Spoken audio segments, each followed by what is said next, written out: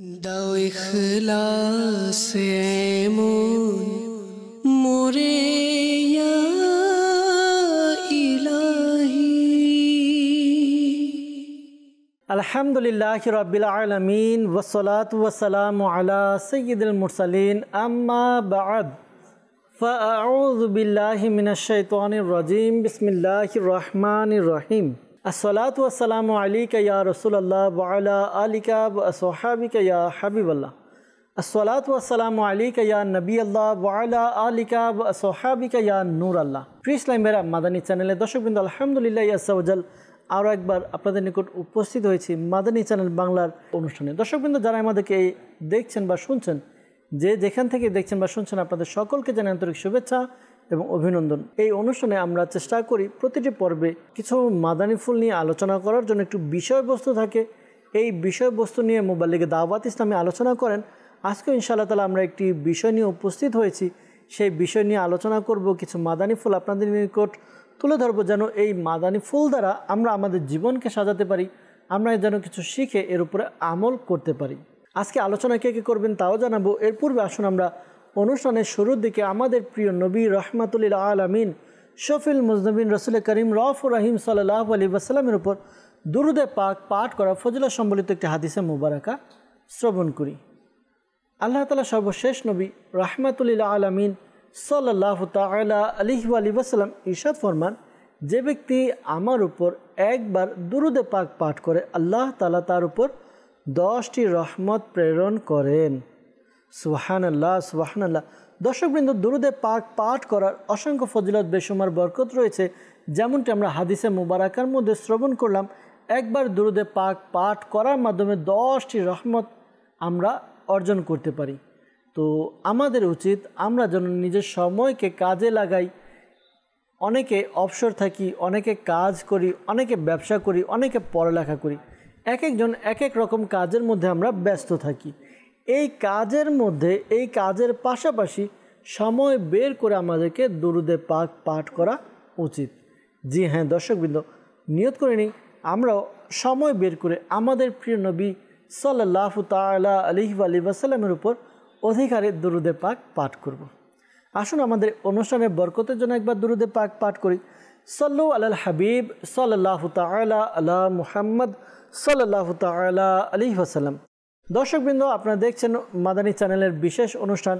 দর্শকবৃন্দ, আমরা একটি বিষয় নিয়ে আলোচনা করব, আর এই বিষয় নিয়ে আলোচনা করার জন্য আজকে আমাদের সাথে স্টুডিওতে উপস্থিত রয়েছেন মুবাল্লিগে দাওয়াত ইসলামী। আমাদের ডান দিকে আছে আব্দুল মুত্তালিব আত্তারি মাদানী ভাই, পাশাপাশি আমাদের সাথে বাম দিকে আছেন মুবাল্লিগে দাওয়াত ইসলামী কামরুজ্জামান আত্তারি মাদানী ভাই। ইনশাআল্লাহ তাআলা আজকে তাদের থেকে আমরা গুরুত্বপূর্ণ আলোচনা শ্রবণ করব। আজকের বিষয়, দর্শকবৃন্দ, আজকের বিষয় কি নিয়ে আলোচনা করা হবে? আজকের বিষয় আমরা নিয়েছি যৌথ পরিবার। জি হ্যাঁ, এই সামাজিক পরিবেশ, সামাজিক পরিবারবর্গ নিয়ে আমাদের আলোচনা থাকে এই অনুষ্ঠানের মধ্যে। তো আজকে আমরা নিয়েছি যৌথ পরিবার নিয়ে আলোচনা করব। অনেকে আছে যারা যৌথ পরিবারের পক্ষে, আবার অনেকে আছে যারা এককভাবে থাকার প্ল্যানিং করে। তো যৌথ পরিবার নিয়ে আমরা আলোচনা করব। যৌথ পরিবারের মধ্যে কি কি উপকারিতা রয়েছে, যৌথ পরিবারের সাথে থাকলে অর্থাৎ একসাথে মিলেমিশে থাকলে লাভ কি রয়েছে। দর্শকবৃন্দ, যৌথ পরিবার বলা হয় ওই পরিবারকে যারা বাবা মা, সন্তান সন্ততি এবং সন্তান সন্ততির স্ত্রী অর্থাৎ কয়েকজন একসাথে যারা থাকে তাদেরকে যৌথ পরিবার বলা হয়। যেমন স্বামী, স্ত্রী আর তার সন্তান, এরা থাকছে একক পরিবার। কিন্তু বাবা, কাকা, আবার নিজের স্ত্রী, সন্তান, এরা যখন একসাথে মিলে থাকে তখন একে যৌথ পরিবার বলা হয়। দর্শকবৃন্দ, আমাদের সমাজের মধ্যেও অনেক এরকম দেখা যায় যে বিশেষ করে গ্রাম অঞ্চলে এই বিষয়টি বেশি দেখা যায় যে যৌথ পরিবার একসাথে থাকছে। শহরের মধ্যে এই বিষয়টি একটু কম দেখা যায়। তো যৌথ পরিবারের পজিটিভ দিক, নেগেটিভ দিক, পাশাপাশি সার্বিক দিকগুলো নিয়ে আমরা আলোচনা করার চেষ্টা করব। প্রথমে যাব আলোচনা করার জন্য, আমাদের সাথে আছেন আব্দুল মুত্তালিব ভাই। আব্দুল মুত্তালিব ভাই, কেমন আছেন? আলহামদুলিল্লাহ, মাশাআল্লাহ। আজকের বিষয় সম্পর্কে শ্রবণ করলেন। আজকের আলোচ্য বিষয় হচ্ছে যৌথ পরিবার। তো যৌথ পরিবার সম্পর্কে বা এই ব্যাপারে প্রথমে কিছু মাদানী ফুল যদি প্রদান করেন। আলহামদুলিল্লাহি রাব্বিল আলামিন ওয়াসসালাতু ওয়াসসালামু আলা সাইয়্যিদিল মুরসালিন আম্মা বা'দ ফাআউযু বিল্লাহি মিনাশ শাইতানির রাজিম বিসমিল্লাহির রহমানির রহিম। জি, যৌথ পরিবার এটা বিশেষত আমাদের বাংলাদেশে একটি আমাদের যে সংস্কৃতির একটা অংশ বলা চলে যৌথ পরিবার। আর বিশেষত আপনি বলেছেন যে গ্রামের মধ্যে এই বিষয়টি অধিকতর পাওয়া যায় শহরের তুলনায়। আমরা আসলে প্রত্যেকেই কোনো না কোনো একটা সম্পর্কের সাথে সম্পৃক্ত। যেমনটা আপনি বললেন, আমি যদি সন্তান হই তাহলে অবশ্যই আমার মা আছে, বাবা আছে, আর তাদের দিক থেকে আমি হচ্ছে তাদের সন্তান। তার সাথে আমার সন্তান, স্ত্রী, চাচা, কাকা, ফুপু, এইভাবে আমরা প্রত্যেকেই কোনো না কোনো সম্পর্কের মধ্যে লিপ্ত রয়েছে। আর এই সম্পর্কের ভিত্তি করে আমি যদি কারো স্বামী হই, অবশ্যই আমার স্ত্রী আছে। আর কেউ যদি স্ত্রী হয়ে থাকেন, পত্নী হয়ে থাকেন, তাহলে অবশ্যই তার স্বামী রয়েছে। তো এর মধ্যে একটা ভালোবাসার একটা বিষয় রয়েছে, পরস্পরের একটা সম্মানের বিষয় রয়েছে। এবং বলা হয়ে থাকে যে পিতামাতার জন্য সন্তান হচ্ছে আল্লাহ তাআলার পক্ষ থেকে অন্যতম একটি নিয়ামত, আর এটা হচ্ছে রক্তের সবচেয়ে কাছের একটি সম্পর্ক। আর ব্যক্তির জন্য সবচেয়ে নিকটের সম্পর্কের দিক থেকে হচ্ছে স্ত্রীর জন্য স্বামী, আর স্বামীর জন্য তার স্ত্রী। আর যখন এই আল্লাহ তাআলার পক্ষ থেকে এই একটা মহান নিয়ামত, আমরা যে ব্যক্তির জন্য সবচেয়ে কাছের সম্পর্ক, সবচেয়ে নিকটের যে সম্পর্ক স্ত্রী, আর স্ত্রীর জন্য হচ্ছে তার স্বামী, এই যে আল্লাহ তাআলার পক্ষ থেকে একটা নিয়ামত, এই নিয়ামতের শুকরিয়া অবশ্যই আমাদের আদায় করা উচিত। আল্লাহ তাআলা কোরআনে পাকের মধ্যে সূরা রুমে আল্লাহ তাআলার বেশ কিছু নিদর্শন বর্ণনা করেছেন। সুবহানাল্লাহ। তো নিদর্শনগুলো বর্ণনা করার দ্বিতীয় পর্যায়ে আল্লাহ তাআলা কোরআনে পাকের মধ্যে ইরশাদ করেন, বিসমিল্লাহির রহমানির রহিম, ওয়া মিন আয়াতিহি আন খালাকালাকুম মিন আনফুসিকুম আজওয়াজাল লিতাসকুনু ইলাইহা ওয়া জাআলা বাইনাকুম মাওয়াদ্দাতাও ওয়া রাহমা ইন্না ফি যালিকা লাআয়াতিল লিকাওমি ইয়াতাফাক্কারুন। আল্লাহ তাআলা বলেন যে তার নিদর্শন সমূহের মধ্যে একটি নিদর্শন হচ্ছে আন খালাকালাকুম মিন আনফুসিকুম আজওয়াজান, যে আল্লাহ তাআলা তোমাদের জন্য তোমাদেরই মধ্য থেকে আজওয়াজান স্ত্রী সমূহদের সৃষ্টি করেছেন। কেন সৃষ্টি করেছেন? কারণও আল্লাহ তাআলা বলছেন, লিতাসকুনু ইলাইহা, তোমরা যেন তাদের মধ্য থেকে শান্তি ভোগ করতে পারো, শান্তি পাও, প্রশান্তি পাও। ওয়া জাআলা বাইনাকুম মাওয়াদ্দাতা ওয়া রাহমা, এবং আল্লাহ তাআলা বলছেন যে স্বামী এবং স্ত্রীর মধ্য থেকে আল্লাহ তাআলার আরও একটি বিষয় হচ্ছে মাওয়াদ্দাতা ওয়া রাহমা, পরস্পরের মধ্যে ভালোবাসা, রহমত, স্নেহ তৈরি করে দিয়েছেন। ইন্না ফি যালিকা লাআয়াতিল লিকাওমি ইয়াতাফাক্কারুন, নিশ্চয়ই এই বিষয়টির মধ্যে আল্লাহ তাআলার যারা গৌরব ফিকির করে, যারা চিন্তা ভাবনা করে, তাদের জন্য অনেকগুলো নিদর্শন রয়েছে। সুতরাং আসলে আমরা যদি আসলে স্বামী স্ত্রীর সম্পর্কটা যদি আমরা দেখতে চাই, আর এই বিষয়টার উপর কেন্দ্র করেই কিন্তু পরিবার, ফ্যামিলি বলি, আর সেই ক্ষেত্রে আস্তে আস্তে আমরা যৌথ পরিবার বলতে থাকি। তো সংসার বলতে গেলে আসলে স্বামী এবং স্ত্রী, ঠিক আছে, এই বিষয়টা কিন্তু অবশ্যই চলে আসে। আর আমরা এখানে দেখলাম যে আল্লাহ তাআলার নিদর্শন সমূহের মধ্যে থেকে নিদর্শন বলা হয়েছে স্বামী এবং স্ত্রী এই সম্পর্কটাকে। তো আল্লাহ তাআলা এই বিষয়টিকে আসলে কত বড় করে আমাদের সামনে তুলে ধরেছেন, এটা আমাদের বুঝতে হবে। আর একটা বিষয় আসলে দেখেন, একটি মানুষকে আমরা বিয়ের আগ মুহূর্তেও চিনি না, ঠিক আছে। কাউকে যদি আপনি বিবাহ করেন, তাহলে আপনি পূর্বে জানতেন না আসলে তার সাথে আপনার কি হবে কি হবে না, তার সাথে আপনার কোনো চিন্তা ভাবনা ছিল না। কিন্তু বিবাহ হয়ে গেল আল্লাহ তাআলার একটি হুকুম। বিবাহ হওয়ার পর তার সাথে আপনার সম্পর্ক একটা কি সুন্দর একটি সম্পর্ক। এমনকি আল্লাহ তাআলা কোরআনে পাকের মধ্যে ইরশাদ করেছেন, হুন্না লিবাসুল লাকুম ওয়া আনতুম লিবাসুল লাহুন্না, যে স্বামী স্ত্রীর জন্য হচ্ছে লিবাস এবং স্ত্রী হচ্ছে স্বামীর জন্য লিবাস। তো আল্লাহ তাআলা সম্পর্কটাকে কত কাছের করেছেন, কত নিকটের করেছেন। এর মাধ্যমে আমরা বুঝতে পারি যে একজন আরেকজনের পোশাক আল্লাহ তাআলা বলে দিয়েছেন। স্বামী তার স্ত্রীর জন্য প্রোটেক্ট, সে তার স্ত্রীর যাবতীয় বিষয়গুলো দেখবে, অনুরূপভাবে স্ত্রী তার স্বামীর যাবতীয় বিষয়গুলো দেখবে। কাপড় যেমন মানুষকে আচ্ছাদন করে রাখে, তার নিরাপত্তা করে রাখে, রোদের তাপ থেকে বাঁচায়, শীতকালে শীতের যে ভয়াবহতা রয়েছে, ঠান্ডা রয়েছে, সে থেকে রক্ষা করে, অনুরূপভাবে স্বামী তার স্ত্রীর ক্ষেত্রে অনুরূপ ভূমিকা পালন করবে। এমনিভাবে স্ত্রীও তার স্বামীর ক্ষেত্রে অনুরূপ ভূমিকা পালন করবে। এই যে বিষয়গুলো রয়েছে, এটি হচ্ছে একটি সম্পর্ক, স্বামী স্ত্রীর সম্পর্ক। আর এই সম্পর্কের উপর ভিত্তি করে মূলত একটা পরিবার তৈরি হয়।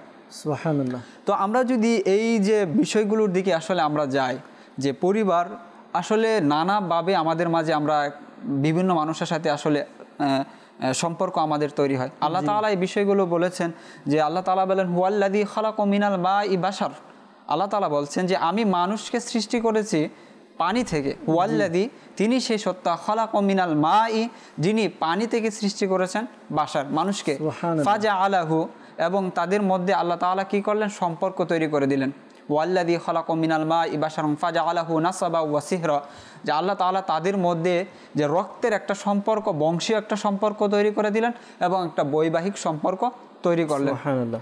যে আল্লাহ তাআলা এই যে আমাদের সম্পর্ক দিয়েছেন, এটা আমাদের শান্তির জন্য, আমরা যেন আসলে চলতে পারি। মানুষ পৃথিবীতে সুহেল ভাই, যদি মানুষের সাথে ভালোবাসা না থাকে, আপনার যদি বাঁচার কোনো মাকসাদ না থাকে, আর মানুষের বাঁচার অন্যতম একটা মাকসাদ হচ্ছে তার ফ্যামিলি, তার সন্তান, তার আত্মীয় স্বজন, আর এই মাকসাদটার মাধ্যমে আঁকড়ে ধরে মানুষ আসলে বেঁচে থাকে এবং পরবর্তীতে জীবনযাপন করা প্ল্যান, এইগুলো কিন্তু মানুষের মধ্যে আসে। তো এই ফ্যামিলি আর এই আত্মীয় স্বজন, এটা আমাদের জন্য অত্যন্ত গুরুত্বপূর্ণ একটা বিষয় এবং এই বিষয়গুলোকে আমাদের গুরুত্ব দেওয়া উচিত। ইনশাল্লাহ পর্যায়ক্রমে সেই বিষয়গুলোর দিকে ইনশাল্লাহ অগ্রসর হব। যে আমার পিতা রয়েছে, তার প্রতি আমার কি করণীয় রয়েছে, আমার মা রয়েছে, তার প্রতি আমার কি করণীয় রয়েছে, আমার সন্তান রয়েছে, সন্তানের প্রতি পিতা হিসাবে আমার কি করণীয়, যে স্ত্রীর প্রতি স্বামী হিসাবে কি করণীয়, স্ত্রীর স্বামীর প্রতি কি করণীয়, এই বিষয়গুলো আমাদের চলে আসবে। আর এই বিষয়গুলোর উপর ভিত্তি করে একটা যৌথ পরিবার আসলে কিভাবে ভালো থাকে এবং কিভাবে সেই যৌথ পরিবারে আসলে ভাঙন তৈরি হয় এবং একে অপরের প্রতি মনোমালিন্য তৈরি হয়, ইনশাল্লাহ আমরা পর্যায়ক্রমে সেই বিষয়গুলো ইনশাল্লাহ জানার চেষ্টা করব। ইনশাআল্লাহ আজ্জাওয়াজাল। দর্শক বন্ধু, আমরা আলোচনা শুনলাম আব্দুল মুতালিব মাদানী ভাই থেকে।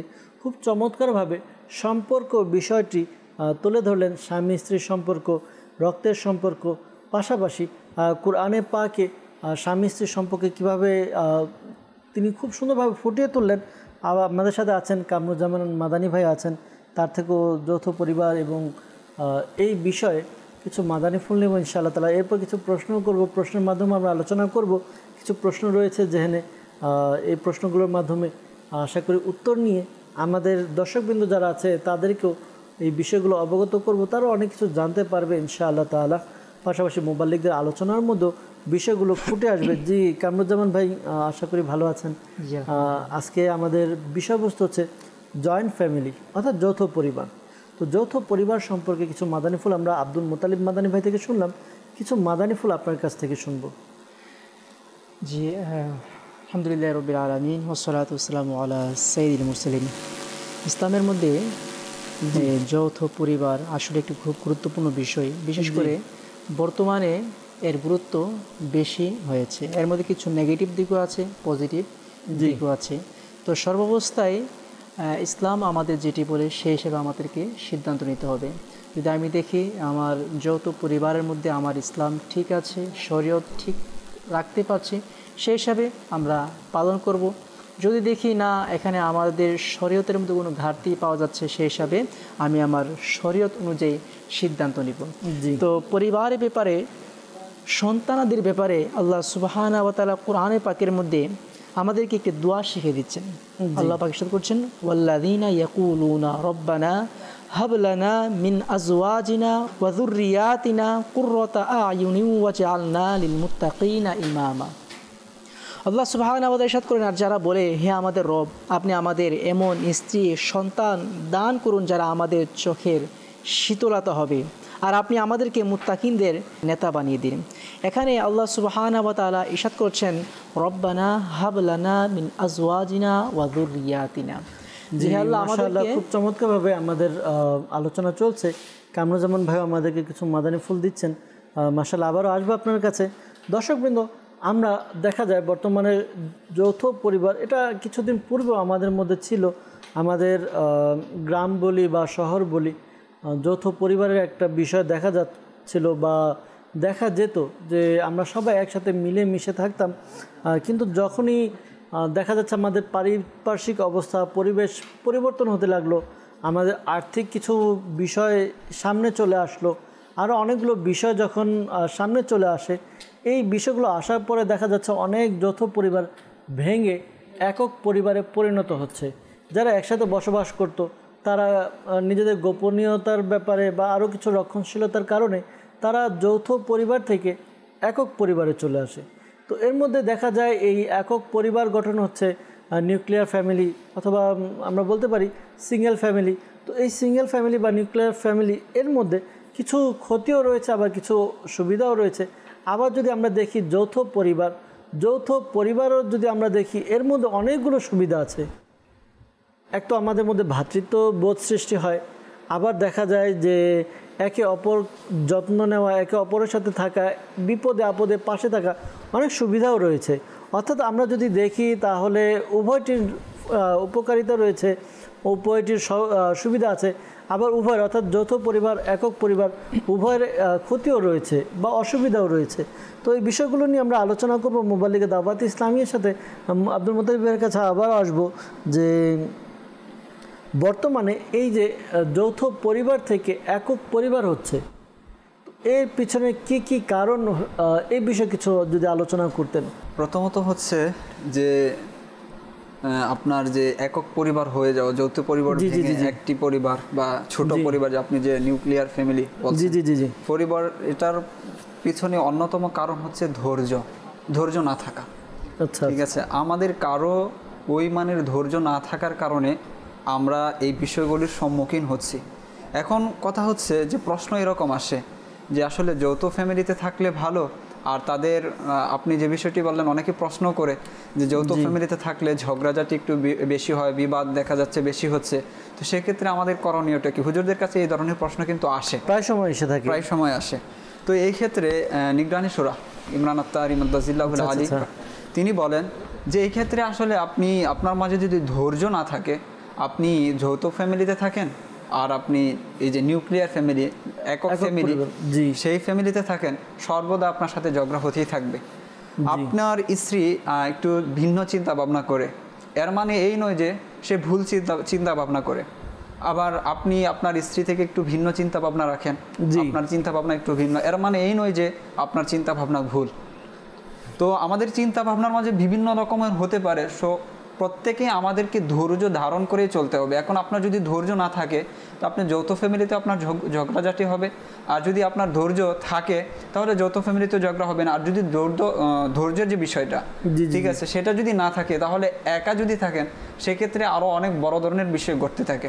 দেখা যাচ্ছে যে একটা পর্যায়ে গিয়ে বৈবাহিক যে সম্পর্ক সেটাই নষ্ট হয়ে যায়। এটা আমরা আব্দুল মুত্তালিব ভাই দেখতে পারি যে আগে আমাদের সমাজের মধ্যে যৌথ পরিবার বেশি ছিল, কিন্তু এই যে তালাক হওয়া বা বিচ্ছেদ হওয়া এই ঘটনাগুলো কম ছিল। কিন্তু যখনই যৌথ পরিবার থেকে একক পরিবার হয়, আপনি যেটি বললেন যে ধৈর্যের কারণে অনেক সময় একক পরিবার হয়ে যায়, একক পরিবার হওয়ার পরও কিন্তু ক্ষান্ত থাকে না, আসলে শেষ হয়।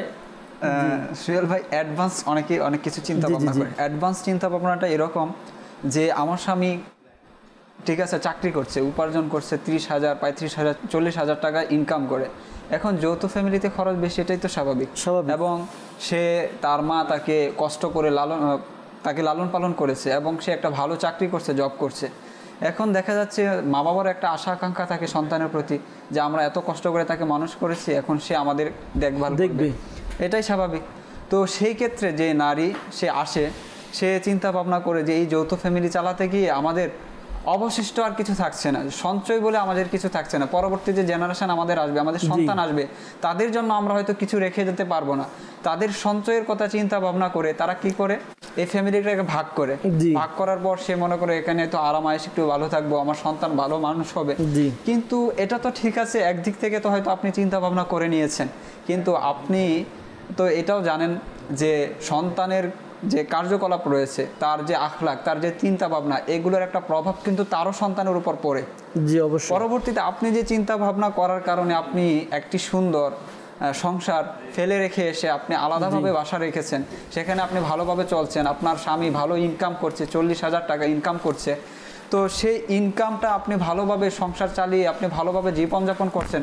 পরবর্তীতে কিন্তু দেখা যায় এই যে 40,000, 30,000 টাকা যারা ইনকাম করছে, তাদের অনেক ইনভেস্ট কিন্তু তাদের সন্তানের পিছনে তারা করে। তারা ইঞ্জিনিয়ার বানায়, ডাক্তার বানায়, আমেরিকা পাঠায়, বিভিন্ন বড় বড় রাষ্ট্রে তারা পাঠায়। পরবর্তীতে দেখা যাচ্ছে তাদের সেই সন্তান তাদের কোনো খোঁজ খবর রাখছে না। তো এই বিষয়ের প্রতি আমাদের আসলে দেখতে হবে। এখানে সোহেল ভাই এই বিষয়টি আসলে লক্ষণীয় যে আমরা সর্বদা কিন্তু আসলে মহিলাদের দোষ দিয়েও লাভ নেই, লাভ এই জন্য নেই, মহিলা কিন্তু আমার পিতামাতার, আমার যে ওয়াইফ রয়েছে আমার পিতামাতার সেবা করার শরীয়ভাবে তাদের উপর কিন্তু আবশ্যক না, ওয়াজিব না। আমার উপর আমার পিতামাতার খেদমত করা ওয়াজিব, ঠিক আছে? আমার পিতামাতার কি লাগে, কি প্রয়োজন, এই বিষয়গুলো আমার উপর ওয়াজিব, আমাকে আগে দেখতে হবে।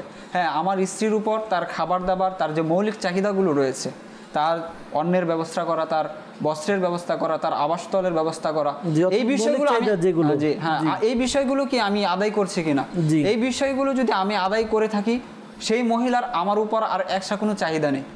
তখন আপনি তাকে নিষেধ করতে পারেন যে আমার পিতামাতার আমার উপর হক রয়েছে, ওয়াজিব রয়েছে, তাদের খেদমত করা আমার উপর। এ থেকে আমরা বুঝতে পারি আমাদের ধর্মীয় জ্ঞানের কিছুটা অভাব রয়েছে, কিছুটা না অনেকটা, আমরা যদি বলি অনেকটা অভাব। কেননা আমরা যদি আমাদের হকগুলো আমরা পরিপূর্ণভাবে জানতাম যে আমার স্ত্রীর হক কি রয়েছে আমার প্রতি, আর আমার পিতামাতার হক আমার প্রতি কি রয়েছে, বা এদের প্রতি আমার কি হক রয়েছে, এই বিষয়গুলো যদি জানতাম তাহলে আমাদের বিষয়গুলো সব আসলে কি দেখেন, আমরা যারা আছি না, ছেলে বিশেষ করে যারা পুরুষ, তারা কিন্তু সারাদিনে একবার মায়ের কথা বাবার কথা জিজ্ঞাসা করতে চায় না।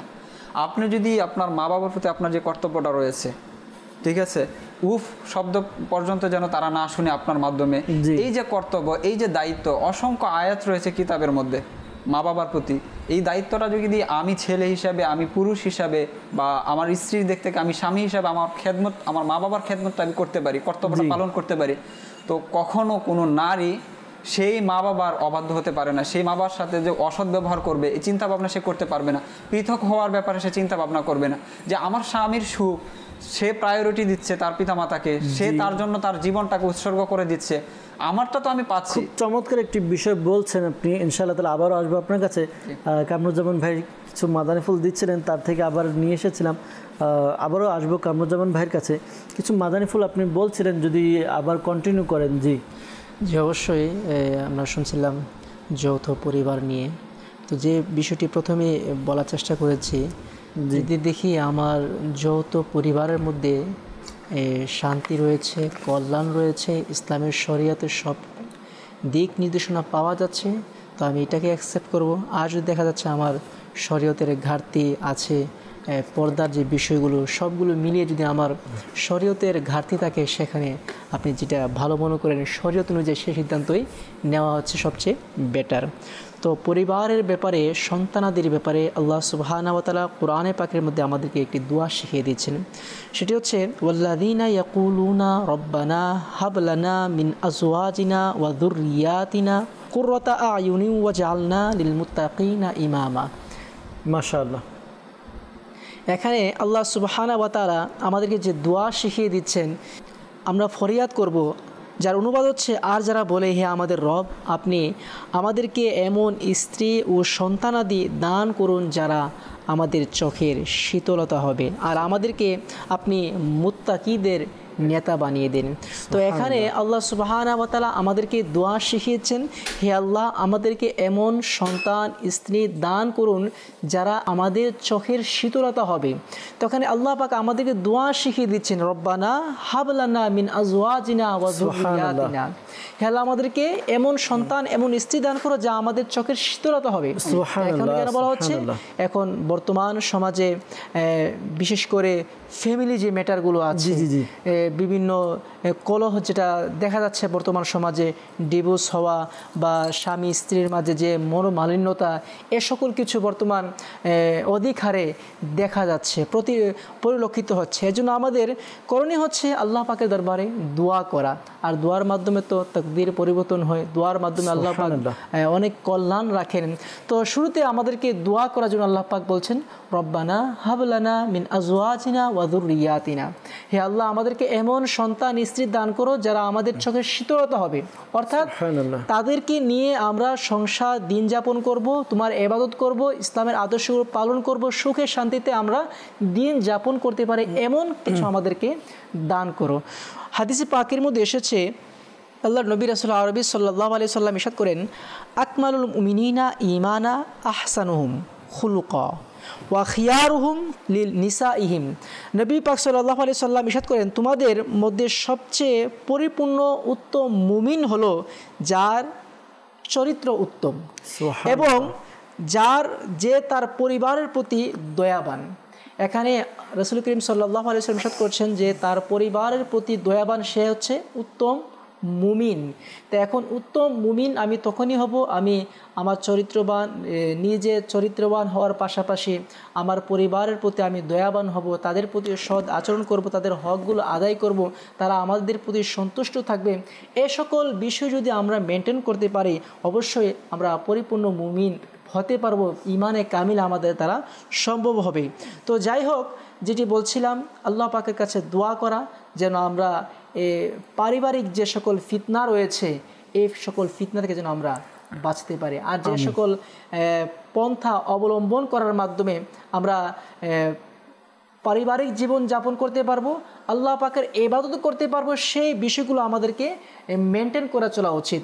অর্থাৎ স্ত্রীর যে হকগুলো রয়েছে তা আদায় করা, পিতা মাতার হক যে আছে তা আদায় করা, অর্থাৎ প্রত্যেকের হক দেয়া, তাদের প্রাপ্য অনুযায়ী তার আল্লাহ পাকের কাছে দোয়া করা, এ সকল বিষয় আমরা মেনটেন করতে পারি অবশ্যই আমরা দিন এবং দুনিয়াবি উভয় জগতে কামিয়াবি হতে পারবো ইনশাআল্লাহ। তারা খুব চমৎকার আলোচনা করলেন পরিবারের নিয়ে এবং সন্তান সন্ততি স্ত্রী সব মিলে আলোচনা করলেন। আমাদের কামরুজ্জামান ভাই, আব্দুল মুতালিব ভাইও আছেন, তার সাথেও কিছু আলোচনা করব।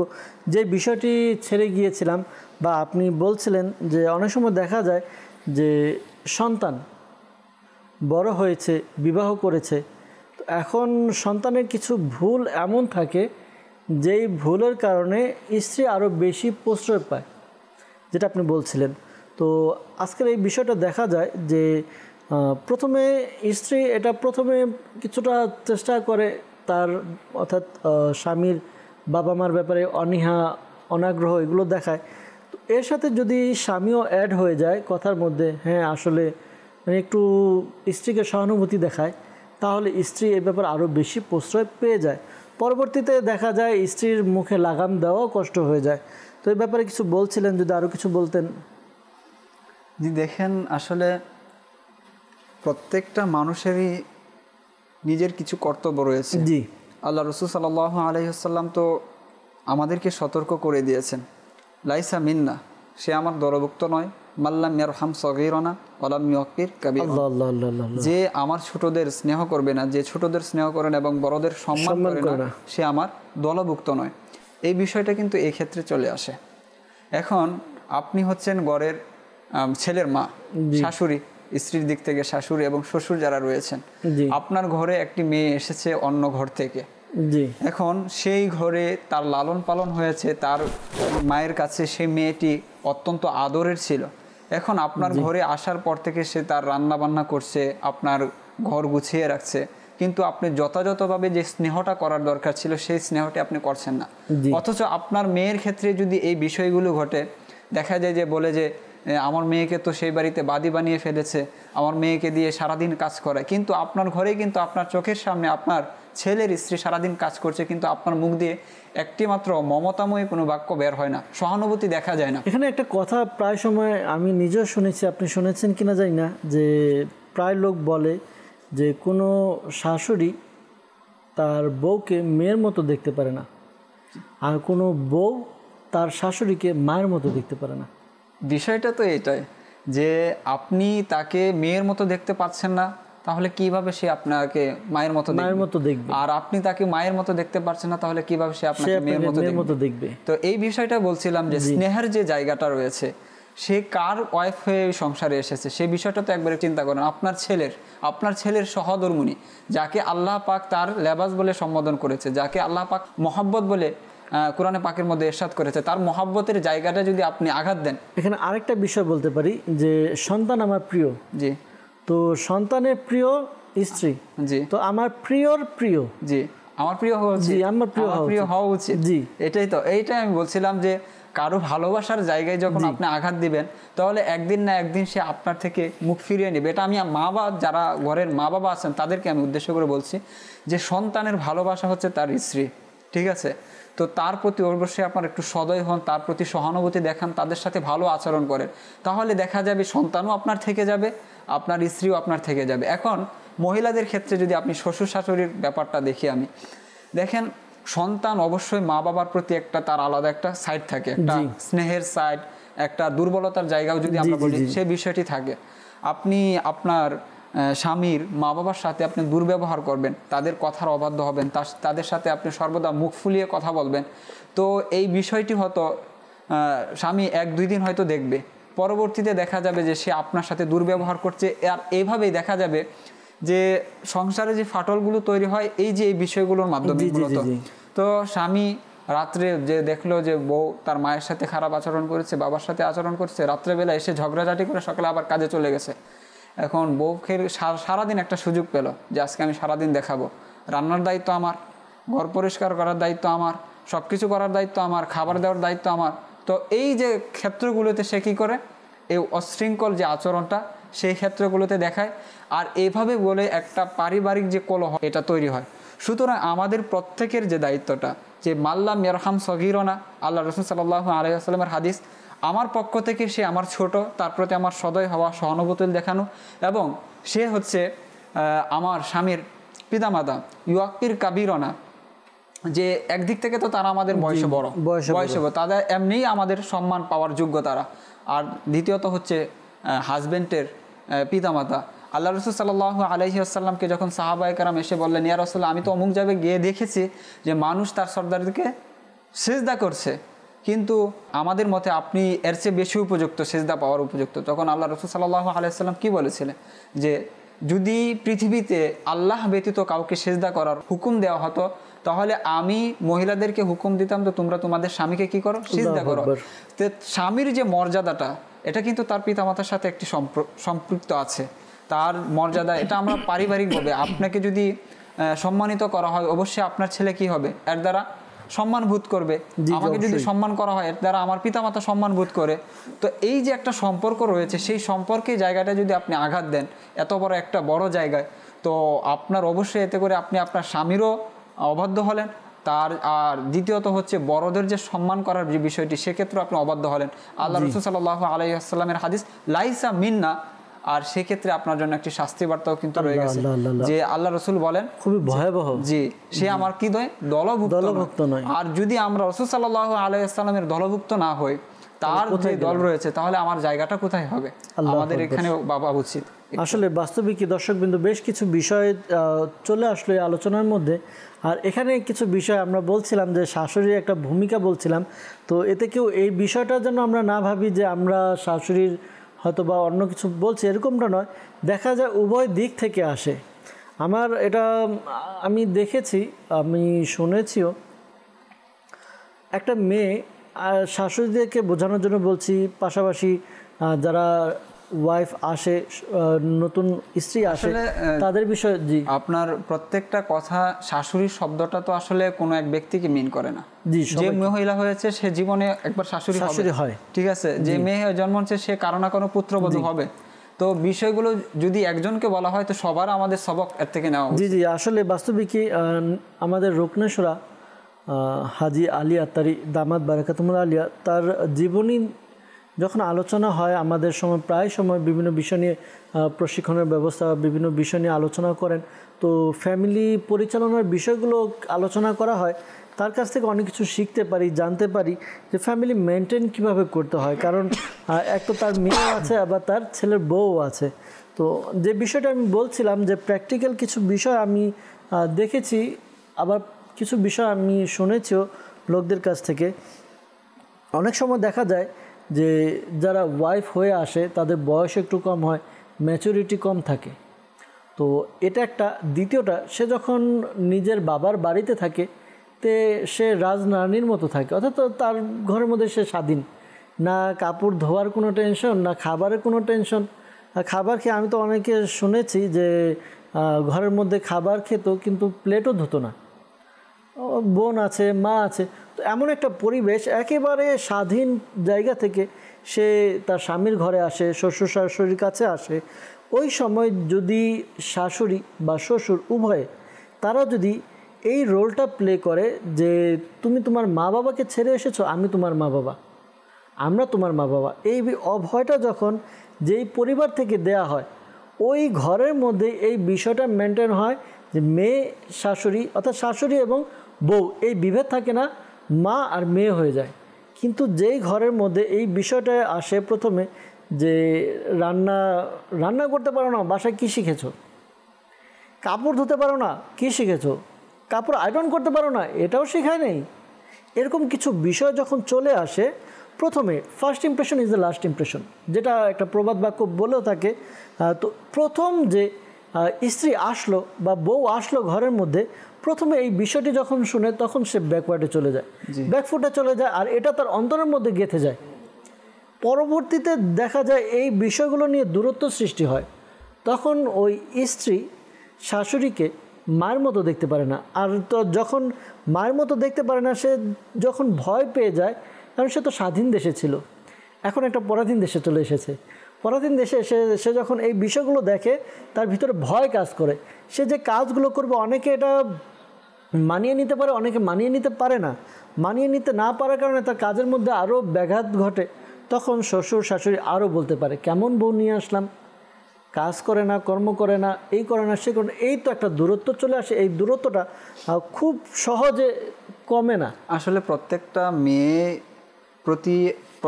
মেয়েদের ব্যাপারে বলা হয় যে মেয়েরা বাবাদের অনেক ভালোবাসে। জি জি। অনুরূপ কিন্তু উল্টা দিক থেকেও বাবারাও কিন্তু মেয়েদেরকে অনেক ভালোবাসে। ছেলেদের তুলনায় এই দিক থেকে মেয়েরা অনেক এগিয়ে। জি জি জি। যে তাদের সম্পর্কটা অনেক কাছাকাছির হয়, ভালোবাসার জায়গাটা একটু বেশি থাকে। তো সেই ভালোবাসা থেকে যখন একটা সংসারে আসার পর যখন এই ধরনের কথাবার্তা শুনে, অ্যাটাকিং কথাবার্তা, আপনি যখন কাউকে অ্যাটাক করবেন, তো আপনি আবার এই আশা করেন যে সবসময় আপনাকে ফুল ছোড়া হবে। ঠিক, আপনি ছুড়লেন পাথর আর আপনাকে ফুল ছোড়া হবে, এরকমটা আশা করা আসলে আমাদের জন্য বোকামি। আশা করে, কিন্তু আবার আশা করে। জি। তো আর মেয়ে যে জাতিটা, তাদের প্রতি আসলে প্রত্যেকের আমাদের শ্রদ্ধা থাকা উচিত। আপনি মা আছেন, আপনার যে স্ত্রী আছে তার প্রতি শ্রদ্ধা থাকা উচিত, বা যে স্ত্রী আছে তার শাশুড়ির প্রতি শ্রদ্ধা থাকা উচিত। এই শ্রদ্ধাটা কেন থাকা উচিত? আমাদের প্রিয় নবী রাসূল আরবি সাল্লাল্লাহু আলাইহি ওয়াসাল্লামের যে সন্তানরা ছিলেন, যে হযরত কাসিম রাদিয়াল্লাহু তাআলা আনহু, এভাবে যে ছেলে সন্তান যারা ছিলেন, তারা তো অল্প বয়সেই পৃথিবী থেকে বিদায় নিয়েছিলেন। কিন্তু ছিলেন কারা? ছিলেন কিন্তু রাসূল সাল্লাল্লাহু আলাইহি ওয়াসাল্লামের এই সম্মানিতা মেয়েগণ ছিলেন। যায়নাব রাদিয়াল্লাহু তাআলা আনহা, উম্মে কুলসুম রাদিয়াল্লাহু তাআলা আনহা, রুকাইয়া রাদিয়াল্লাহু তাআলা আনহা, ফাতেমা রাদিয়াল্লাহু তাআলা আনহা। তাদের রাসূল সাল্লাল্লাহু আলাইহি ওয়াসাল্লাম কতটা ভালোবাসতেন। আসলে মানুষের মধ্যে কিন্তু এই যে ভালোবাসা, সন্তানের শিক্ষাও রাসূল সাল্লাল্লাহু আলাইহি ওয়াসাল্লাম সন্তানদের শিক্ষা কেমন দিয়েছেন, কিভাবে দিয়েছিলেন, যে স্বামীর ঘরে গিয়ে সন্তানের কি করণীয় হবে, কোনো কারণে যদি আলী রাদিয়াল্লাহু তাআলা আনহুর সাথে কোনো মলমালিন্য বা মান অভিমানও তৈরি হয়ে গেছে, রাসূল সাল্লাল্লাহু আলাইহি ওয়াসাল্লাম সেটা কিভাবে সংশোধন করেছেন। এই যে পারিবারিক শিক্ষা, এই যে পরিবার টিকিয়ে রাখার একটা শিক্ষা রাসূল সাল্লাল্লাহু আলাইহি ওয়াসাল্লামের জীবনী থেকে আমরা পাই। এই শিক্ষারও একটা আমাদের কিন্তু ঘাটতি রয়েছে আসলে, যে পরিবার আসলে কিভাবে টিকিয়ে রাখতে হয়, সেই বিষয়গুলো আমাদের মধ্যে থেকে আসলে নাই অনেকের মধ্যে। জি জি, সেটাই আলোচনা করছিলাম যে আমাদের রুকনেশ্বরা হাজি আলী আত্তারি দামাত বারাকাতুল্লাহ আলিয়া, তিনি যখন আমাদের সাথে মাদানী মাশওয়ারা করতেন, বসতেন, তো এই মাদানী মাশওয়ারার মধ্যে কিছুটা অবসর সময় বা কেউ কথা বলছে, এই সময় তিনি কি করতেন, তার ছেলের ওয়াইফের, নিজের স্ত্রী, মেয়েদের খবর নিতেন। তো এই যে একটা রিলেশন, তিনি বলেন যে আমি একটা গ্রুপ বানিয়ে রেখেছি, যে গ্রুপের মধ্যে আমার স্ত্রী আছে, আমার মেয়ে আছে, আমার ছেলে আছে, পাশাপাশি আমার ছেলের বউ আছে। তো আমি কি করি, গ্রুপের মধ্যে তাদেরকে মেসেজ করে দিই যে খাবার খেয়েছে কিনা, খেয়েছে কিনা। তো এতে তারা কী করে, আরও বেশি উদ্বুদ্ধ হয়, তাদের ভালো লাগে। এই যে তাদেরকে একটা প্রাধান্য দেওয়া, কাজের ফাঁকেও তাদেরকে প্রাধান্য দেওয়া, এই বিষয়গুলো কিন্তু ম্যানেজমেন্টের একটা, অর্থাৎ পরিবার ম্যানেজ করা, পরিবার নিয়ে চলার একটা বিষয়। এই বিষয়গুলো আমাদের ঘাটতি হয়, আমাদের এই দুর্বলতা দেখা দেয়। পাশাপাশি আরেকটা বিষয় যেটা বলছিলাম, যে স্ত্রী, শাশুড়ি নিজের বউকে, ছেলের বউকে বিভিন্ন রকম বলে থাকে, এটা সেটা, কিন্তু সে যখন বউ ছিল বা স্ত্রী ছিল, তখনকার ঘটনাগুলো শোনাতে থাকে যে আমাদের শাশুড়ি আমাদের উপর কত অত্যাচার করেছে, আমরা এত ভালো ছিলাম, অনেক রকম। তো এখন আমি যখন শাশুড়ি হয়েছি, তো আমার তো বোঝা উচিত, আমার উপরে যে যদি কেউ অত্যাচার করে থাকে, অবিচার করে থাকে, বা আমার প্রতি যদি কেউ এরকম খারাপ ব্যবহার করে, তো ওই ভুল থেকে আমার তো শিক্ষা নেওয়া উচিত যে আমার ছেলের বউ, তার সাথে যেন এই আচরণগুলো না হয়। কিন্তু ওইগুলো বারবার রিপিট হতে থাকে। আবার এই বউ যখন শাশুড়ি হয়, এখন এই বউকে আমরা ছাড়ছি এরকম না, এই বউ যখন আমার শাশুড়ি হয়, সে তার ছেলের বউর সাথে ঠিক একই রকম আচরণ করে। এটা ঘুরছে। এমনটি করা উচিত নয়। ইসলাম আমাদেরকে যেই বিষয়গুলো শিক্ষা দেয় একজন আরেকজনের হক, আমরা যদি নিজেদের হকগুলো আদায় করি, যে আমার শাশুড়ির প্রতি কী কী হক রয়েছে, শ্বশুরের প্রতি কী কী হক রয়েছে। কোরআন পাকের মধ্যে কিন্তু এই বিষয়গুলো কোরআন পাকের মধ্যে বলা হয় যে 8টি আয়াত নাজিল হয়েছে এই হক আদায়ের ব্যাপারে। আল্লাহু আকবার। নিজেদের ফ্যামিলির হক, প্রতিবেশীর হকের ব্যাপারে আল্লাহ তাআলা কোরআন পাকের মধ্যে বলেন ওয়া আতিদাল কুরবা হাক্কাহু, তোমাদের যে নিকটাত্মীয় যারা আছে, কাছের যারা আছে, তাদের হক তোমরা আদায় করো। অবনাস সাবিল, অতঃপর মুসাফিরের ক্ষেত্রে বলা হয়েছে, মেহমানের কথাও চলে এসেছে এখানে। মেহমান তো আত্মীয় যারা, তারাই হয়, ঠিক আছে। তো এই যে হকের আদায়ের বিষয়টা, আমি ছেলে হিসাবে বাবার হককে আমি আদায় করছি কিনা। আপনি একটা চমৎকার কথা বলেছেন, প্রাধান্য দেওয়া, ফ্যামিলির লোকদেরকে প্রাধান্য দেওয়া। সে আমার মেয়ে হয়, ছেলে হয়, মা হয়, বাবা হয়, স্ত্রী হয়, তাদেরকে প্রাধান্য আপনার দিতে হবে।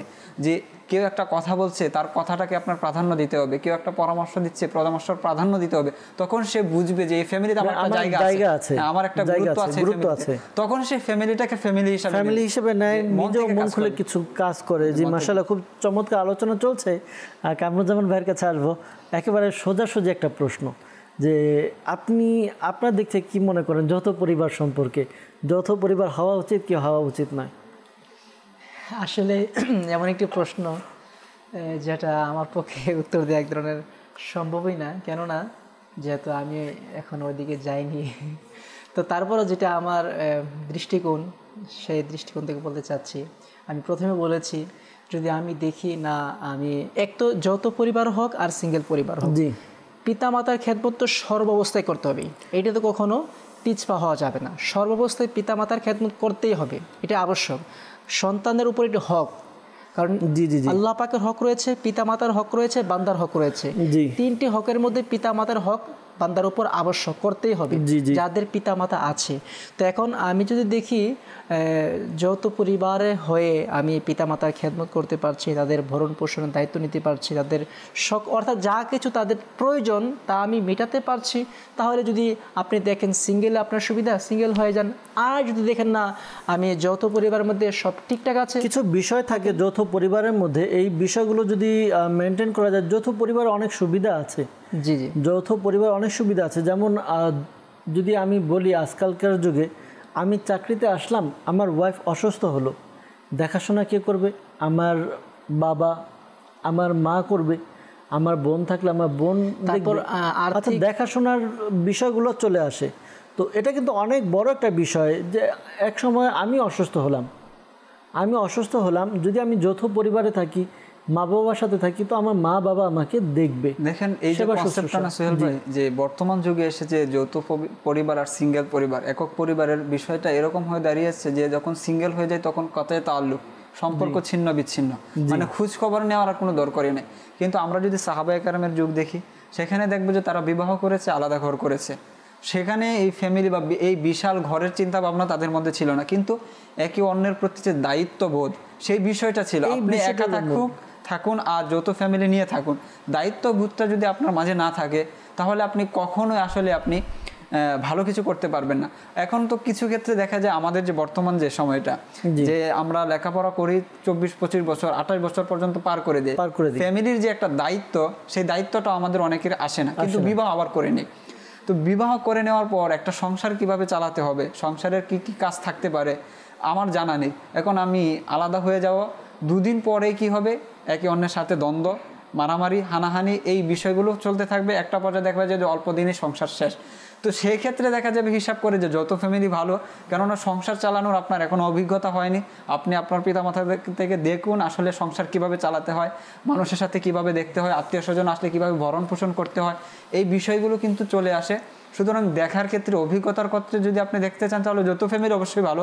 বাস্তবিক বিষয় আপনি যেটা বলছেন, পাশাপাশি যখন যেমন আমার সন্তান, এখন আমি যখন সিঙ্গেল থাকবো, নিউক্লিয়ার ফ্যামিলিতে থাকবো, তো তখন দেখা যাবে আমার সন্তান বড় হচ্ছে, আমি তো আমার পুরোটা দিন দিচ্ছি কর্মক্ষেত্রে, অফিসে, আর আমার স্ত্রী সে তো রান্নার কাজ বা ঘর গোছানোর কাজ, এই কাজের মধ্যে।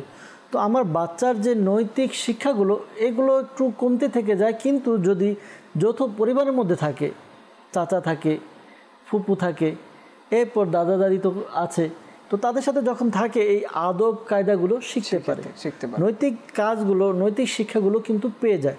পাশাপাশি যৌথ পরিবারে থাকার দ্বারা, যেমন এক্সাম্পল স্বরূপ আমরা 3 ভাই, আমাদের সংসারের মধ্যে আমরা 3 ভাই। তো এক্সাম্পল দিচ্ছি, যদি আমাদের সংসার খরচ 30,000 হয়, তাহলে এক ভাই যদি 10,000 করে দিচ্ছি, তাহলে কিন্তু 30,000 হয়ে যাচ্ছে।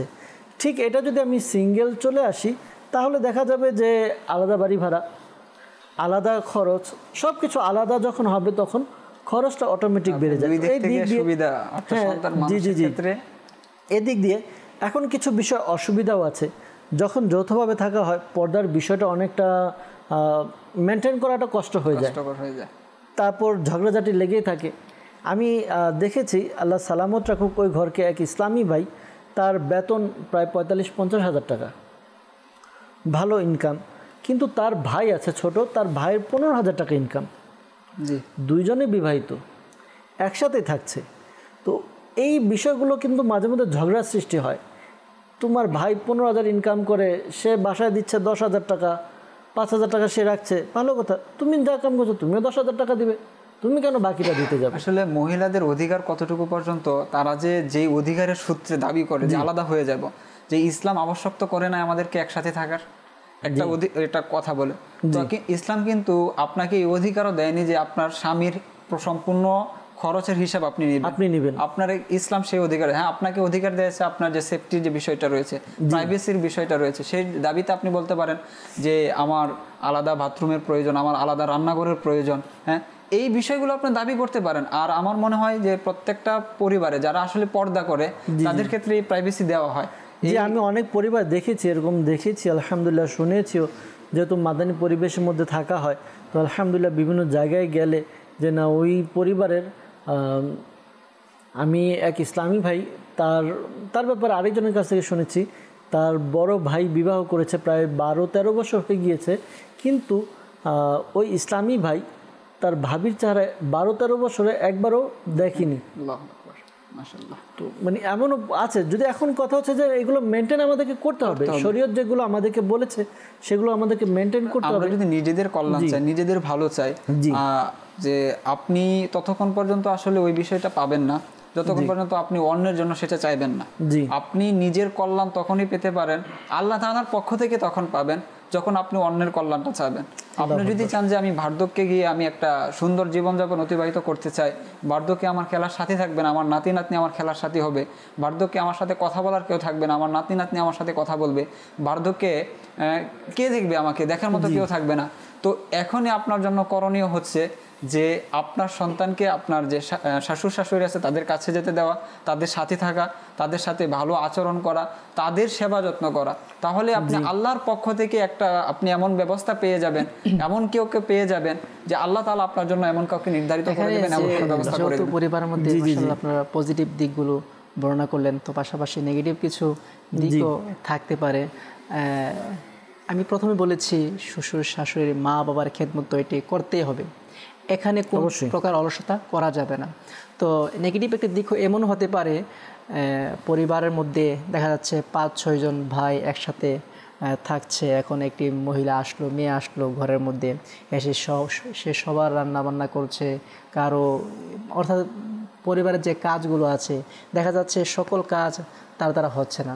তো এইটা একটি গেল। আর দ্বিতীয় বিষয় হচ্ছে এখানে 2-3 জন মেয়ে থাকে, কেউ কম করে কেউ বেশি করে, যে মহিলাদের সাথে এক যে সামঞ্জস্যতা, একে অপরের সাথে যে সাদৃশ্য হয়ে চলাফেরা করা, মিলে ছাড় দেয়া যে মনোমানসিকতা, এটা অনেক সময় হয় না। তো না হওয়ার কারণে দেখা যাচ্ছে কি প্রতিনিয়ত এই ঘরের মধ্যে ফিতনা ফ্যাসাদ লেগেই থাকে, ঝগড়াঝাটি হয়ে থাকে। আর বিশেষ করে শ্বশুর শাশুড়ির সাথে এমন একটি হয়ে থাকে। আর আরও একটি দিক হচ্ছে, যখন যেটা আমার তো অভিজ্ঞতা নেই, তো যাদের কাছ থেকে আমি শুনেছি আর কি, তো শোনা কথাটাই আমি আপনাদের কাছে শেয়ার করছি। তো এমনও দেখা যায় যারা একসাথে থাকে, এখন কোনো একজন মেয়ে আসলো ঘরের মধ্যে, সে নতুন, সে ঘরের মধ্যে সব কিছু সে মেনটেন করতে পারছে না। এখন ঘরের যে আধিপত্য হয়তো ঘরের বড় স্ত্রীর কাছে থাকে বা শাশুড়ির কাছে থাকে, সকল কিছু সে মেনটেন করে। এখন এমনও শোনা যায় যখন নতুন কোনো মেয়ে ঘরে আসে, তো সে ভালো করে খাবারটা পায় না, কারণ সে গুরুত্ব না পাওয়ার কারণে এমনও শোনা যায় যে সঠিকভাবে খাবারও পাচ্ছে না। এখন সে বেচারা বলবে কিভাবে, তার কাছে লজ্জা লাগতেছে গিয়ে শাশুড়ি খাবার খাবো, খাবার দেন, খাবারও দিচ্ছে না, সে বসে আছে, অনাহারে রয়েছে। দাদি মাঝে মধ্যে একটা ঘটনা শেয়ার করে, মাশাআল্লাহ। দাদি তো তখন তো অনেক আগের কথা, পুরানো কথা। জি জি। তো আমার দাদি বলে যে আমরা আসছি, বউ হয়ে আসছি, তখন আমাদের কাজ ছিল রান্নাবান্না করায়। তো তখন তো আর এই আধুনিক ছিল না, আর চাওয়াল এভাবে প্রস্তুত করা ছিল না, ঢেকি ছিল, ঢেকিতে ধান ভাঙা হতো। হ্যাঁ, ভাঙা হতো। তো দেখা যেত যে সব ফ্যামিলি, জয়েন্ট ফ্যামিলি ছিল, যৌথ ফ্যামিলি। আর তখনকার মানুষের খাবার দাবার তো একটু ভালো ছিল, বেশি ছিল, খাবার ভালো খেতে পারতো। তো তারা যে অনুমান করে আসলে ধান যে কুটে ঢেকিতে করে তৈরি করে আনলো, দেখা যাচ্ছে যে ফ্যামিলি যারা ছিল সারাদিন কৃষি কাজ করে, তো খেতে বসেছে তো সব শেষ। তো আমরা এত কষ্ট করে রান্নাবান্না, কষ্টের কথা বলে না যে আমরা রান্নাবান্না করেছি, আমরা কয়েকজন ছিলাম, তো আমরা যে আবার খাবো, আবার সেই ঢেকিতে যাও, চাউল প্রস্তুত করে নিয়ে আসো। আর তারপর ওই যে লজ্জার কারণে খাবার খেতে যাচ্ছে না, তো যখন খাবার দিবে তখন আমি খাবার খাবো, এই যে লজ্জাবোধ বা দূরত্ব, এ কারণে দেখা যাচ্ছে এমন আমি শুনেছি এক ওয়াক্ত দুই ওয়াক্ত না খেয়ে তারা দিন কাটিয়ে দেয়। এটাও কিন্তু একটা নেগেটিভ দিক। আসলে নেগেটিভ পজিটিভ আলোচনা করছি, এটা একটা বিষয়। কিন্তু আমরা যৌথ পরিবারে থাকি, আমরা কাউকে সাজেস্ট করছি না যে যৌথ পরিবারেই থাকেন, আবার কাউকে সাজেস্ট করছি না যে আপনারা যৌথ পরিবার ভেঙে একক হয়ে যান। আমরা আলোচনা করছি যৌথ পরিবারে কিছু সুবিধাও রয়েছে, কিছু অসুবিধাও রয়েছে। এখন এই সুবিধা অসুবিধাগুলো আমাদেরকে মেনটেন করতে হবে। যেমন আমি এজন্য জি, এটাই তো কথা যে আপনি যদি যৌথ পরিবারে থাকতে হয়, তাহলে যে বিষয়গুলো আসলে উল্লেখ করা হয়েছে একে অন্যের হকের ব্যাপারে, সেই হকগুলো আদায় করা। আবার আপনি যৌথ পরিবার ছেড়ে সিঙ্গেল ফ্যামিলিতে থাকেন, সেটাও তো শরীয়ত নিষেধ করেনি, কিন্তু আপনার আবার দায়িত্ব মনে করেন যে আমার দায়িত্ব শেষ হয়ে গেছে, সেটা কিন্তু না। আপনি একক ফ্যামিলিতে থাকেন আর যৌথ পরিবারে থাকেন, উভয় ক্ষেত্রে কিন্তু আপনার কিছু দায়িত্ব রয়েছে। সন্তান হিসাবে দায়িত্ব রয়েছে, স্ত্রী হিসাবে আপনার কিছু দায়িত্ব রয়েছে। এখানে কয়েকটা বিষয় প্রথমে মেনটেন করা প্রয়োজন। জি জি জি। বিবাহের ক্ষেত্রে যেটা আমি দেখেছি বা ঘটছে সচরাচর, মেয়েকে সিলেক্ট করা, নির্বাচন করা, এমন ফ্যামিলি থেকে মেয়ে নিয়ে আসা যার মায়ের ব্যাকগ্রাউন্ড অভ্যাস ভালো, এমন ঘরের মেয়ে নিয়ে আসা। এর জন্য করণীয় হচ্ছে ভালো করে যাচাই করা, সব কিছু দেখাশোনা করা, তারপর বিবাহ বন্ধনে আবদ্ধ হওয়া। তা না হলে কী দেখা যাচ্ছে মেয়ের মায়ের এমন আচরণ আছে যা সে শ্বশুর সাথে থেকে পৃথক থাকে, ঝগড়াঝাটি এমন হচ্ছে সমাজে। তো এমন মেয়ে যখন সে ঘরে নিয়ে আসে, দেখা যাচ্ছে তার মা যে আচরণ করেছে অনুরূপ সে এখানে তাই করবে, এটাই স্বাভাবিক। কারণ এটা আমরা সবাই বলে থাকি, গাছ যেমন হয় ফল তেমন হয়। যদি মা ভালো থাকে, সন্তান অবশ্যই ভালো থাকবে, ধারণা করতে পারবো না। হ্যাঁ, এই জন্য আমাদের জন্য করণীয় হচ্ছে গিয়ে সর্বপ্রথম ভালো করে যাচাই করে মেয়ে খোঁজা বা মেয়েকে দেখা। যেন আল্লাহ পাক তো আমাদের অপশন দিয়েছে, আপনাকে যাচাই বাছাই করার অপশন যেহেতু দিয়েছে, অবশ্যই আপনি ভালোটা নিয়ে আসার চেষ্টা করবেন। আল্লাহ রাসূল সাল্লাল্লাহু আলাইহি ওয়াসাল্লাম বলেছেন যে 3টি বিষয় যে ব্যক্তি দুনিয়ায় পেয়েছে সে হচ্ছে সৌভাগ্য দুনিয়ার মধ্যে, অর্থাৎ সে হচ্ছে সৌভাগ্যবান। এক তো হচ্ছে আখলাক, উত্তম আখলাকের স্ত্রী। তো এবং এর ব্যাপারে শরীয়ত আমাদের ছাড়ও দিয়েছেন। এক তো হচ্ছে নারীদের সাথে পুরুষের পর্দা রয়েছে, কিন্তু স্ত্রীকে মানে বিবাহের ক্ষেত্রে দেখা যাচ্ছে যে আল্লাহ তাআলা বৈধতা দিয়েছেন। শরীয়তের ক্ষেত্রে থেকে একটা বৈধতা রয়েছে যে মহিলাকে দেখার, তার যাচাই বাছাই করার। তো সুতরাং কেন আমরা সেটা নিব না? যাচাই বাছাইয়ের মধ্যেও কিছু পার্থক্য দেখা যাচ্ছে। হাদিসে পাকে তো এসেছে যে নারীর ধন দেখে বিবাহ করবে, আল্লাহ পাক তার দারিদ্রতা আরও বাড়িয়ে দিবেন। এমন হাদিসে পাকে আছে যে যে ব্যক্তি নারীকে তার সম্মানের কারণে বিবাহ করবেন, আল্লাহ পাক তার সম্মানকে কমিয়ে দিবেন, তাকে লাঞ্ছিত করবেন, এমন হাদিসে পাকের মধ্যে পাওয়া যাচ্ছে। এখন কোনো মেয়েকে দেখাশোনা হলো, তো দেখা যাচ্ছে তার যাচাই বাছাই করে তেমন সময় সে নিল না, সে দু একজন বললো ভালো সে নিয়ে এসেছে, তখন এনে দেখে যে অবস্থা, সে আল্লাহ দেখা যাচ্ছে বর্তমান সমাজে কান্নাকাটি করছে, বিছানায় শুয়ে কান্নাকাটি করছে, অশান্তি বিরাজ করছে। এজন্য পূর্ব থেকে ভালোভাবে সিদ্ধান্ত নেওয়া, ভালো করে ফ্যামিলি থেকে নিয়ে আসা। আর এটা অন্য বিষয়, তাকদিরে যা আছে তা হবে, তাকদিরের বিষয়টা অন্য। তো আমাকে প্রথমত চেষ্টা করতে হবে আমি এমন মেয়েকে নিয়ে আসবো যেটা আমার জন্য ম্যাচিং হবে, আমার কুফুও মিলবে। কুফু কিন্তু বর্তমান খুব অবশ্যই কুফু মিলে আমাদের বিবাহ করা উচিত। আর যে বিষয় নিয়ে আমরা আলোচনা করছিলাম, যৌথ পরিবার নিয়ে আলোচনা করছি, আর এই প্রেক্ষাপটে একক পরিবার এসেছে। তো তো যে বিষয়টা আমরা আলোচনা করছি এটা হচ্ছে সময় স্বল্পতার দিকে প্রায় অল্প কয়েক মুহূর্ত বাকি আছে, বিদায় নেব ইনশাআল্লাহ তাআলা। এমন একটা টপিক আমরা আজকে নিয়েছি যে টপিকটা অনেক লম্বা, আলোচনা করতে গেলে অনেক লম্বা, কিন্তু সময় কম। তো যাই হোক দর্শকবৃন্দ, আপনাদের কাছে মেসেজ, আমরা যৌথ পরিবারে থাকি বা একক পরিবারে থাকি, আমার যে হকগুলো রয়েছে সে হকগুলো আমি যেন আদায় করি। যৌথ পরিবারে থাকলেও বাবা মার খিদমত আমার জন্য আবশ্যক, আমি যেন সেগুলো করি। আর যদি আমি এককভাবে থাকি, একা একা থাকি নিজের স্ত্রীকে নিয়ে, তারপরে যেন বাবা মার যে খিদমত, বাবা মার যে হকগুলো রয়েছে এগুলো যেন আমি আদায় করি। পাশাপাশি স্ত্রীর হক, স্ত্রীকে পর্দার মধ্যে রাখা, স্ত্রীর জন্য যেই বিষয়গুলো আবশ্যক, মৌলিক চাহিদা সেগুলো দেওয়া, এগুলো যদি আমরা মেনটেন করতে পারি, এরপর আমি যৌথ পরিবারে থাকি বা আমি একক পরিবারে থাকি। ইসলাম আমাদেরকে দেখা যায় যে যারা স্ত্রী আছে তাদেরকে তাদের বাপের বাড়িতে যেতে দেয় না, কিন্তু কিতাবের মধ্যে কিন্তু এও রয়েছে যে সপ্তাহে একদিন স্ত্রীকে অবশ্যই তার পিতার সাথে, তার পরিবারের সাথে দেখা করানো পুরুষের উপর ওয়াজিব। কিতাবের মধ্যে এও রয়েছে, এত দূর পর্যন্ত। তো এই বিষয়টা আমাদেরকে প্রাধান্য দেওয়া উচিত, যৌথ পরিবার আমরা আসলে ওইটাই যে আমরা যদি আমাদের হকগুলো আমরা যদি সুষ্ঠুভাবে আদায় করে দিই, তাহলে আশা করি আমাদের মধ্যে যেই বিষয়গুলো রয়েছে, যে যৌথ পরিবারে থাকলে যে ঝগড়াগুলো, এখন ঝগড়া কখনো, যখন আমি ছাড় দিব তখন ঝগড়া কথা আসবে না। আমি ছাড় দিই না, আমি মানিয়ে নিতে চাই না, আমি ধৈর্য ধারণ করতে চাই না, তো আমি নিজের জায়গায় অটল থাকি। আমার স্ত্রী আছে, তাকে কথা বলতে দিব না, যেটা আপনি বললেন, দেখা করতে দিব না, তার উপরে আমি বেশি প্রেশার করতে যাব, তখন এগুলো চলে আসে। অর্থাৎ এক কথায় আমরা যদি দেখি শরীয়তের যে হকগুলো আছে যদি আমরা সমানভাবে বিস্তার করতে পারি, জি অবশ্যই, ঘর অবশ্যই আমরা খুব সুন্দরভাবে চলতে পারবো। দর্শকবৃন্দ, আপনাদের কাছে অনুরোধ, আজকের এই অনুষ্ঠান থেকে আপনাদেরকেও মাদানী ফুল বা পরামর্শ দিব যে আমরা যেন, পরামর্শ না, এটা যেহেতু ইসলাম আমাদের জন্য আবশ্যক করেছে, এগুলো আমাদেরকে মানতে হবে। আমাদের এই অজ্ঞতার কারণে আমাদের যৌথ পরিবারগুলো একক হচ্ছে, অনেক সময় একক পরিবার থেকে বিচ্ছেদ হচ্ছে। তো আল্লাহ তাআলা আমাদেরকে হেফাজত করুক, শরীয়ত অনুযায়ী চলি, শরীয়তের বিধিবিধানগুলো মানি, নিজেকে মানিয়ে নেওয়ার চেষ্টা করি। দেখব, আশা করি আমাদের যেখানে আমরা থাকি, যৌথ পরিবারে থাকি, একক পরিবারে থাকি, আমরা খুব সুন্দরভাবে থাকব আর সবাইকে নিয়ে চলতে পারবো ইনশাআল্লাহ তাআলা। দর্শকবৃন্দ, বিদায়ের সময় চলে এসেছি, বিদায় নিব। অনেক কথাবার্তা বলেছি, আমরা অনেক বিষয় নিয়ে আলোচনা করেছি, পজিটিভ বা নেগেটিভ নিয়ে আলোচনা করা হয়েছে। তা শুধুমাত্র আমাদের শিক্ষার জন্য আমরা কিছু বিষয় উপস্থাপন করতে চাচ্ছি যে যৌথ পরিবারের মধ্যে কিছু সুবিধা রয়েছে, অসুবিধাও রয়েছে, কিন্তু আমরা যেখানেই থাকি আমরা যেন শরীয়ত মেনে চলি, শরীয়তের বিষয়গুলো যেন আমরা ছাড় না দিই, তাহলে আশা করি আমরা শান্তিতে থাকতে পারবো, সুখে থাকতে পারবো। দর্শকবৃন্দ, আবারও দেখা হবে অন্য কোনো অনুষ্ঠান নিয়ে ইনশাআল্লাহ তাআলা উপস্থিত হব। ততক্ষণ পর্যন্ত ভালো থাকবেন, সুস্থ থাকবেন, মাদানী চ্যানেলের অন্যান্য অনুষ্ঠানগুলো দেখতে থাকবেন। সাল্লু আলাল হাবিব সাল্লাল্লাহু তাআলা আলা মুহাম্মদ সাল্লাল্লাহু তাআলা আলাইহি ওয়াসাল্লাম।